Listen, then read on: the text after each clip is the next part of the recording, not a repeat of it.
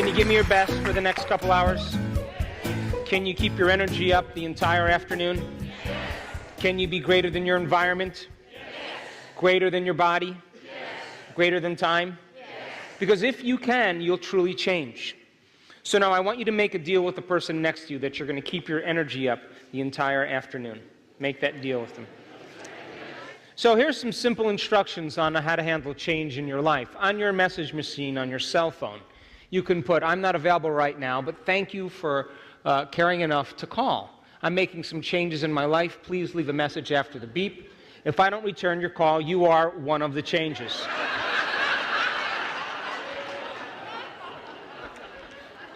So, knowledge is the precursor to experience. The more knowledge you have, the more prepared you are for an experience. All of the information that we talked about today is a language to help you understand exactly the process of transformation and the process of creation. And so we packed a lot of content in the morning session, and I have a few more concepts to develop before we get into the practicum. Okay? So, we all have had experiences in our life that have branded us emotionally. And when we're children, we have events that occur, we can't quite figure out why they occur. And with children, most of our attention when we're children is in our inner world, on how we feel. And so when we have events that take place in our life, they alter us emotionally, and we begin to pay attention to what caused it outside of us. And if we have caregivers and people that take care of us who are acting in conflicting ways, it changes us biologically. And because we don't really have any analytical facilities to process what happens, it just kind of encodes into our subconscious system. You with me? So then we have these events that occur in our life, and we have these feelings, and what we do is we spend a lot of our life putting all of our attention on our outer world. We start to develop relationships with friends, we move to different places, we go to college, we go to high school, we buy things, we get married, we get divorced, we get married again, you buy more things, you buy, all of that stuff happens. And what occurs is that we spend a lot of our time creating an identity by identifying with things in our external world. You get the idea? And the external world is made up of people you know and things that you own and places that you've lived and places you're going to go and experiences that you've had. And so when you meet someone for the first time, you shake their hand and you say, what's your name? Kay, I'm Joe. Hey, where are you from? Austin. Austin. You were born and raised in Austin? No, I was born in Los Alamos. Los Alamos. I have friends in Los Alamos. So people. And then, were you at that wedding in Los Alamos 2 years ago? Say yes. Yes. Oh, you were at the wedding. I was at that wedding too. And you own those things? I do. I own those things too. Really? Yeah. And you've had those experiences? I've had those experiences also. So if we share the same experiences, we share the same emotions and feelings. And if we share the same emotions and feelings, we share the same energy, because emotions are energy in motion.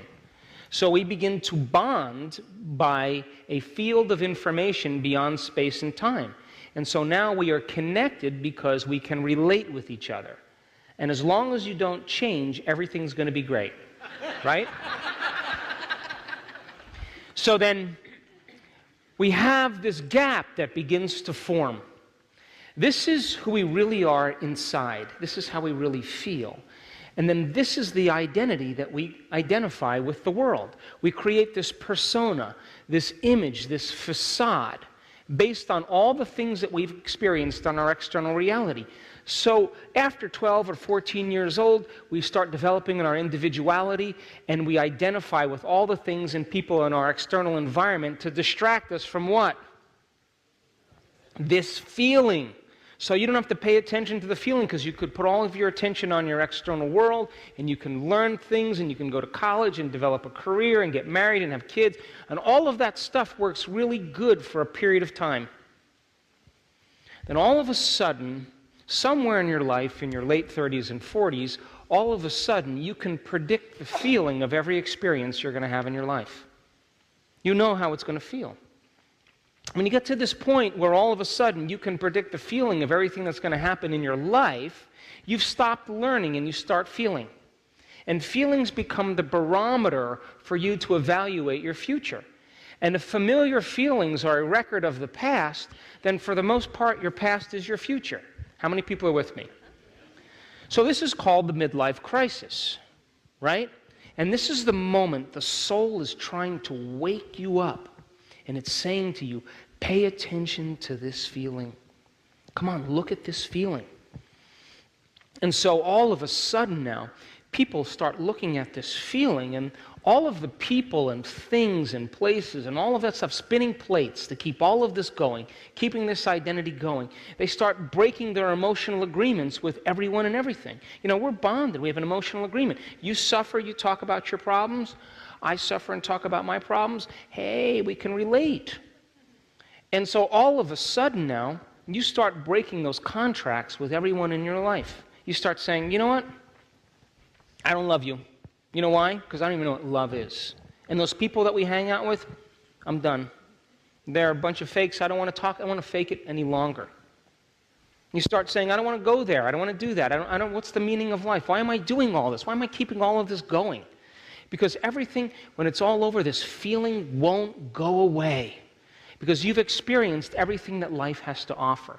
You've had relationships, you've had betrayal, you've had successes, you've had failures, you felt guilty, you felt like a failure, you felt like a success.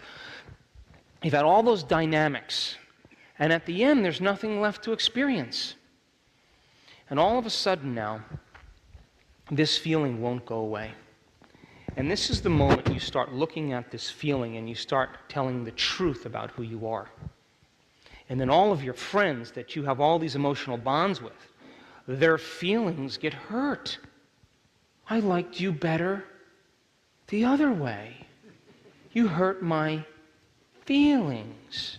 So then what happens very naturally is that they all huddle together and they say, let's bring her to the doctor. And so they bring it to the doctor, and the doctor gives you some chemicals, and what happens? Return right back to the same identity. You with me? Now, other people, they're going to reinvent themselves. And so you know what they're going to do, right? They're going to create more possessions to reinvent themselves. They're going to buy the sports car, the boat. They're going to go on vacation to a new place. They're going to join the social club and meet new people that are important. And then they find out that those people, when they get to know them, have more problems than they do. But when the novelty of the new thing, the car, the boat, wears off, or you return back from your vacation and the experience is over, or you've met those people and you realize they're no different than you, all of a sudden this feeling comes back. How many people are with me? And so we begin to become possessed by our possessions. And we look for something outside of us to try to make this feeling go away inside of us. Now, there's nothing wrong with that, because that is an innate desire to want to change, to evolve. But we've just been conditioned into believing that we change by doing something outside of us. You still with me? Yep. So then, when the soul is asking you to pay attention to this feeling and you're not looking at it, the only thing you have left to do is try to create new experiences by buying new things or consuming new things so that you could create a new identity. But when the novelty wears off, this feeling comes back. And don't you know, advertising companies know this? And they say to you, wear your hair this way, drink this beer, drive this car. Take this drug, and you'll look like this person, and you begin to identify with all of those things to try to make this feeling go away. You still with me? And so what most people do is they wait for crisis or trauma or loss or disease when they're finally no longer trying to keep this all going. They take their attention off that reality, and it begins to crumble. And everybody thinks they're losing their mind. And they are. And so, when we begin to look at these emotions, layer by layer. The bigger the gap, the bigger the emotional addiction. And people have these layers of emotions that keep them connected to the past. And as long as they're keeping their attention on their external reality, they no longer have to pay attention to how they feel inside of them. This is what they're hiding. They don't want anybody to know there's emptiness or there's sadness or there's pain in there. They want to create the persona that everything's okay and everybody's doing the same thing. You with me? And so when you begin to look at those emotions and you begin to unmemorize those emotions and you begin to liberate energy, because every time you unmemorize an emotion, you're closing the gap between how you appear to the world and how you are inside of you. Every time you unmemorize an emotion, you liberate energy. And that is available energy for you to create a new destiny with. Now, you with me? But a lot of people, you know, when they get past the sports car and they get past the new wardrobe and they get past the affairs and all of that stuff, and that feeling isn't going away, there's a whole nother level. And that's called addictions. So now the person starts to take drugs, or they start to gamble, or they start to shop too much, or they overeat, or they undereat, or what else do they do? Video game, pornography, drink, all of that stuff. And it is because they are innately trying to make this feeling go away as quickly as possible. You with me? And so the moment they take the drug, the moment they drink, the moment they shop too much or whatever, all of a sudden the feeling goes away. And they begin to correlate that change in their feeling with that thing. They begin to attach to that thing outside of them, and now they become dependent on it. You with me? Because in a matter of seconds, the moment they feel differently inside of them, they'll pay attention to what caused it. But if they're shopping a lot, or they're gambling a lot, or they're video gaming a lot, there's a huge release in the pleasure centers of the brain of dopamine and norepinephrine. And that release of those pleasure chemicals begins to desensitize the receptor sites in the brain. So the next time they shop, if they spend $5,000, now they have to spend $7,000 to make the feeling go away, because the receptor sites keep recalibrating to a higher and higher level and beginning to broaden the gap more and more. So it always takes a little bit more the next time. How many people are with me? Sounds like an addiction to me, doesn't it? So then, if you're gambling and you're spending $10,000 and you don't get the rush, you got to spend $15,000, because that's what it takes to stimulate those pleasure centers. And the pleasure centers begin to become hijacked to a higher and higher level. So you keep got to use more to make the feeling go away. How many people are with me? And so then, in the absence of that stimulation, we can't find pleasure from anything. Because now the body is reprogrammed to search for something outside of it to make it feel better. Now that is an innate desire to want to change, but we've just been conditioned into believing that it has to happen outside of us. How many people are with me? Now think about this. All the things you own and all the people you know and all the places you've lived and all the experiences you've had is defining this identity right here, and this is how you really feel inside of you. At the end of your life, when all of this goes away, what are you left with? This feeling right here. And you could be the smartest person, the most successful person, the most beautiful person, the most wealthy person, the most popular person, but if you haven't looked at this emotion, you haven't evolved in one lifetime. How many people are with me? Turn to the person next to you and explain. Every single thing in your external environment, every person you know, everything that you own, every place that you sleep or you work or you eat, everything in your external environment you have an energetic connection to. Why? Because every person, thing, place in your external environment, you keep recreating the same experience, which means it produces the same emotion. And emotion is energy, so you begin to bond to everyone and everything in your life. How many people understand? So then if you're living by the same emotion every single day, your energy is the same every single day. Would you agree? And as long as your energy is the same every single day, you're bound to your present, past reality in a field of information beyond space and time. You with me? Poke the person next to you. Come on. So here's an oxygen atom, and I'll do it better. Here's an oxygen atom, and here's the field of energy around it. Here's another oxygen atom. Here's a field of energy around it. They're sharing information. They're bound in the quantum field beyond space and time. How many people understand that? So people say they're sharing electrons, but what they're really sharing is information and energy. That's what forms a molecule. You got it? So then, let's just take that out and just do this. Or better yet, let's do this.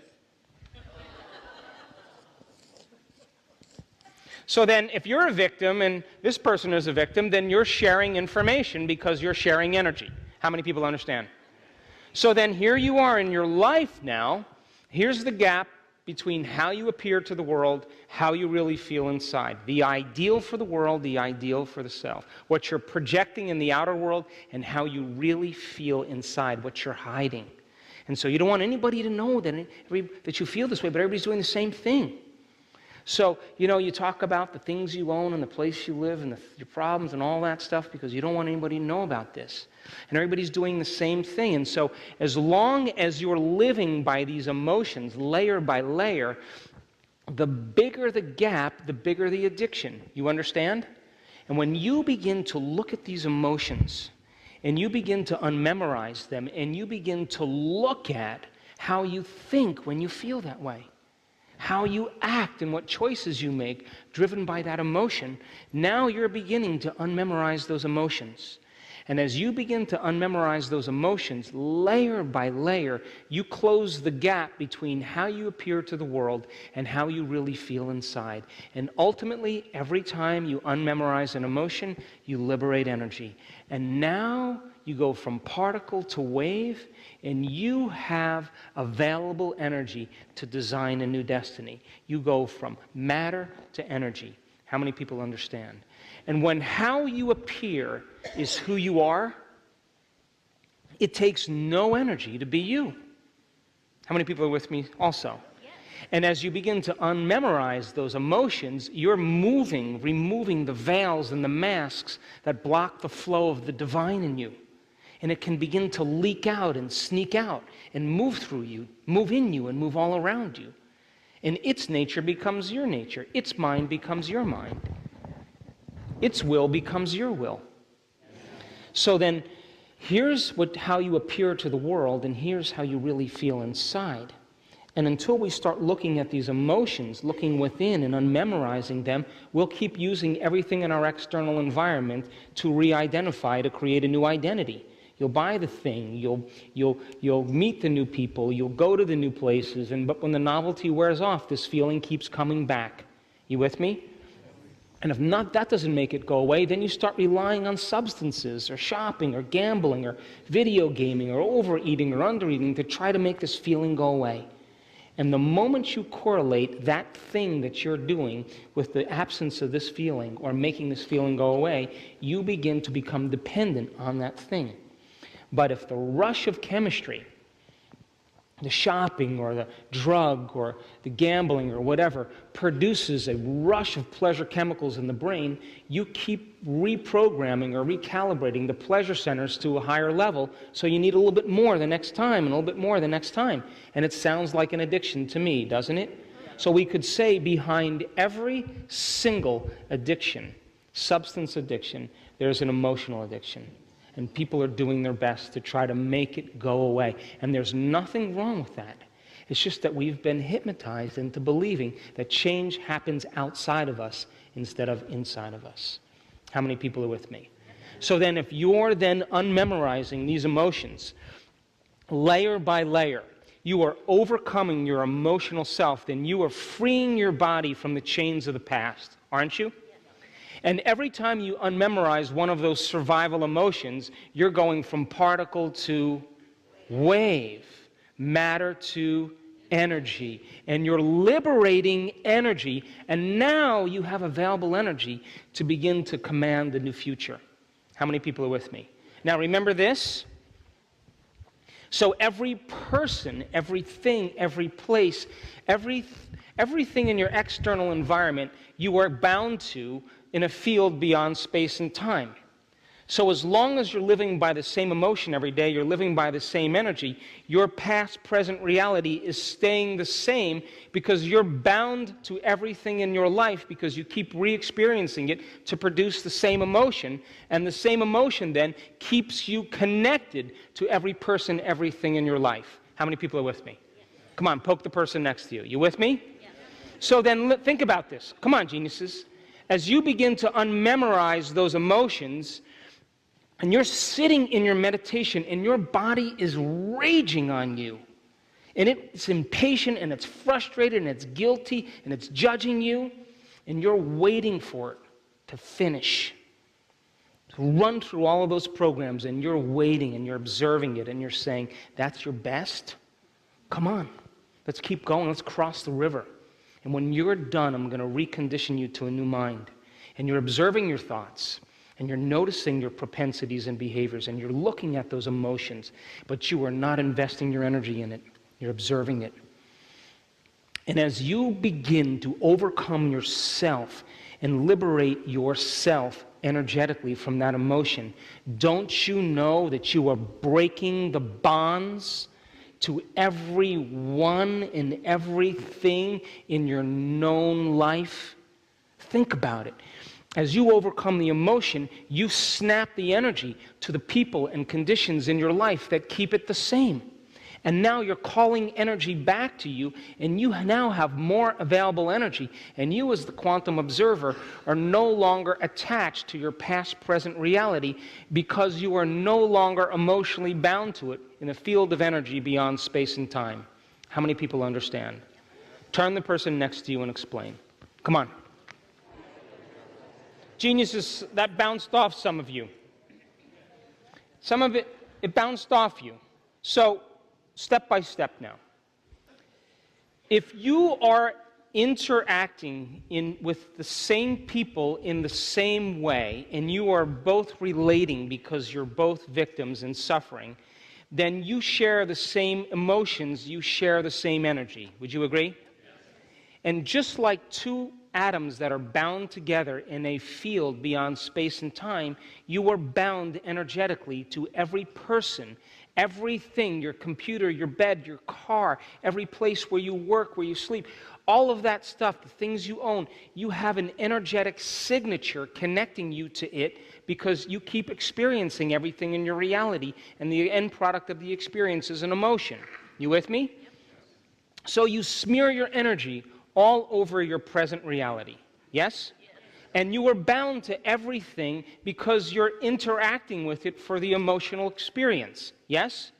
So everything in your known reality you are bound to in a field of information beyond space and time, just like two atoms sharing information. You with me? Yes? So then, when you sit down and you do your meditation and you are overcoming your emotional body, your emotional self, and you are freeing your body from the chains of the past, and the body is surrendering into the present moment. It's acquiescing to a new mind.